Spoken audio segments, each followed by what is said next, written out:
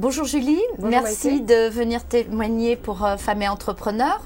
Donc alors vous êtes dans un métier aussi un peu spécial puisque c'est oui. voilà donc la viande. La viande, voilà. Hein, donc avec votre époux, vous avez Voilà. 3 entreprises dont les activités se complètent. Alors je vous laisse présenter Donc nous avons 3 entreprises. On a une entreprise de négoce de bestiaux spécialisée dans ovins et caprins, une entreprise de prestation de services d'abattage, donc un abattoir, et une 3e entreprise qui s'occupe plus de la commercialisation de la viande bovine à des bouchers locaux.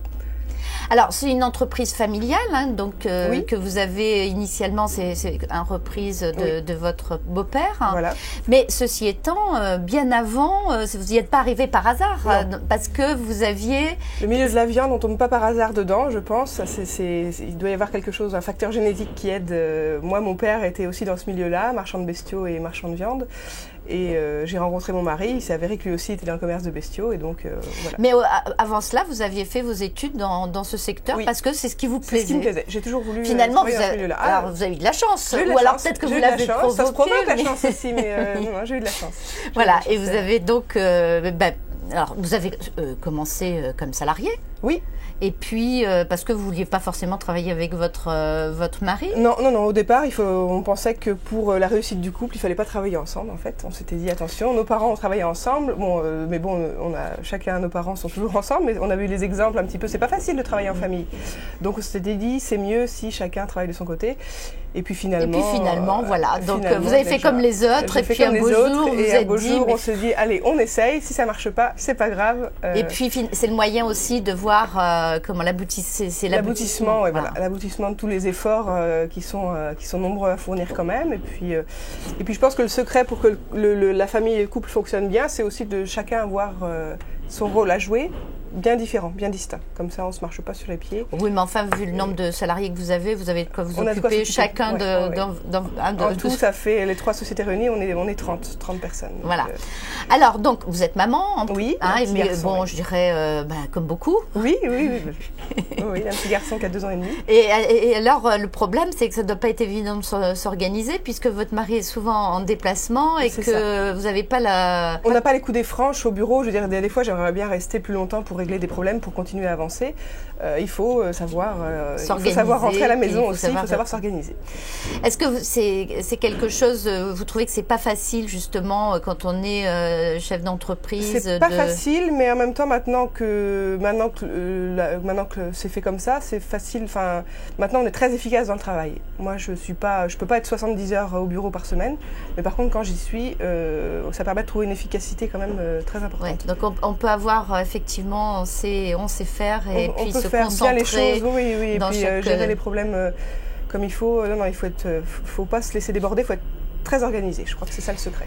Alors Julie, vous qui êtes le travail de la viande, c'est plutôt un secteur occupé par les hommes. Par les hommes, oui. Mais je pense que comme vous êtes en fait issu par votre famille de ce milieu, vous n'avez pas dû avoir trop de comportements machistes. Non, parce que je pense que quand on connaît bien son domaine, on fait face à toutes ces choses-là.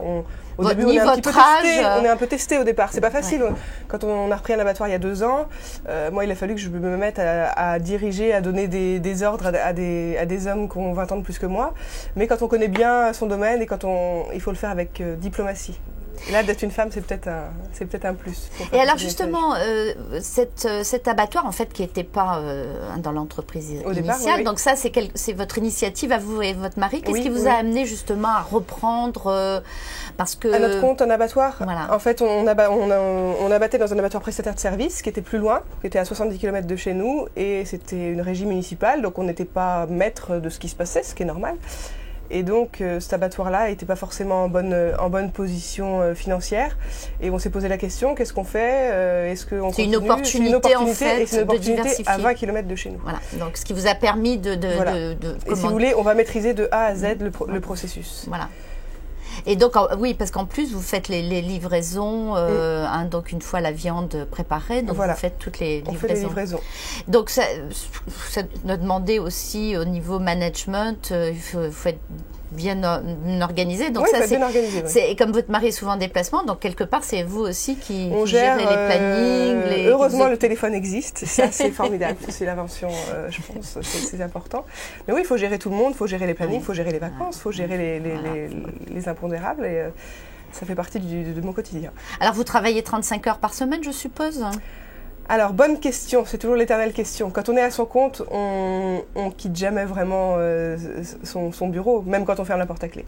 On l'est toujours quand même. Vous arrivez à vous garder un peu de temps pour vous, quand même? Un peu de temps libre, oui, on arrive à se garder, on arrive toujours à nous garder un peu de temps. Oui, d'autant que vous êtes aussi dans une association, justement, de femmes entrepreneurs. Entreprendre au féminin Poitou-Charentes. Féminin Poitou-Charentes, donc ça vous permet de... J'y suis pas aussi souvent que j'aimerais. J'aimerais bien partager plus de moments avec toutes ces femmes qui sont formidables et puis avec qui on passe vraiment des bons moments.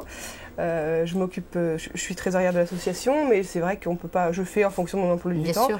Et l'avantage de cette association, c'est que voilà, chacun fait comme il peut et c'est bien de mettre sa pierre à l'édifice. On partage des bons moments. Moi, j'y suis pas pour le réseau professionnel parce que j'ai un réseau particulier. Mais par contre, c'est l'avantage de se trouver avec des femmes qui sont dans les mêmes contraintes que nous. Ça permet de partager les problèmes, de partager les bons côtés. Et puis aussi de passer du bon temps entre copines. C'est aussi important. Alors, est-ce que c'est difficile de travailler avec son conjoint ? C'est pas difficile, à condition d'être bien organisé, à condition d'avoir des tâches bien distinctes. Ça, mais par contre, est-ce que c'est une force aussi ? C'est une force, oui, c'est une force. On se connaît par cœur, c'est une force, mais il faut aussi mettre des limites. Il faut aussi poser une semaine de vacances 6 mois avant pour être sûr de partir. Il faut aussi bien marquer les. Voilà. Il faut pas attendre d'avoir le temps parce qu'on l'a jamais. Il faut le prendre. Vraiment, ça c'est une bonne philosophie. Alors vous qui avez fait, quel conseil vous donneriez donc justement à une femme qui est en création? Vous en rencontrez dans l'association certainement. Je pense qu'il faut vraiment prendre conscience de tous les dangers d'être à son compte. C'est-à-dire que, pour reprendre un exemple facile, être fleuriste, c'est pas seulement faire des beaux bouquets de fleurs. C'est aussi prévoir les achats, la vente, les assurances, les banques, les relations, les magasins. C'est vraiment, être à son compte, c'est vraiment quelque chose de global. Il faut vraiment prendre compte que c'est vraiment très important. Il faut penser à tout.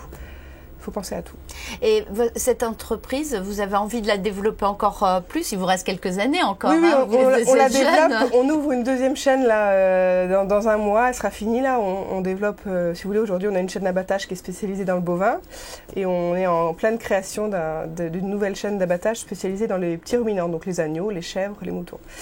Donc 4 salariés de plus qui nous rejoignent. Et alors à chaque fois, comment, quelque part, parce que c'est toujours une prise de risque.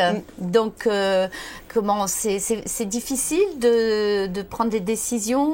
Alors je suppose que dans le couple, il y en a un qui accélère et l'autre qui freine. C'est ça, c'est exactement ça. Je dis pas qui freine. Hein. Donc moi j'ai plus tendance à freiner un petit peu. Mon mari il accélère un peu, mais ça fait une bonne moyenne. Non, mais il faut être conscient des risques. Faut pas faire n'importe quoi. Quand on a décidé de faire cette deuxième chaîne d'abattage, c'est parce qu'en face, on avait les capacités de vendre la viande qui sortirait de cette chaîne d'abattage. Et vous n'avez pas de difficulté pour obtenir les financements parce que vous êtes maintenant une entreprise. Une entreprise, et parce que c'est une entreprise familiale qui a quand même un arriéré. Et aujourd'hui, je pense... La marque, voilà, mon beau-père avait son entreprise qui était en très bonne santé financière. Il est toujours avec nous dans la société. Ça rassure les banques quelque part aussi d'avoir quand même quelqu'un qui a toute cette expérience. Aujourd'hui, c'est pas facile pour un jeune aussi d'aller voir une banque avec pas grand-chose à côté. Je pense que c'est très très difficile parce que même nous, il a fallu qu'on fasse des financements là dernièrement. Heureusement que tout va bien parce que je sais pas comment font les gens qui sont en difficulté. Ça doit être très difficile aujourd'hui. Alors, est-ce que vous avez un dernier message à faire passer donc pour toutes ces personnes qui nous regardent, parce que les hommes aussi nous regardent. Hein. Eh bien que c'est faisable, hein, homme ou femme, c'est faisable, on y arrive, hein, il faut s'organiser, il faut penser à tout, et puis il faut aussi penser à soi un petit peu, il faut être assez polyvalent, même dans sa tête. En tout cas, vous n'avez pas regretté votre emploi salarié? Non, je n'ai pas regretté. je connaissais la réponse. Je vous remercie Julie pour ce témoignage et puis bonne continuation. Merci beaucoup.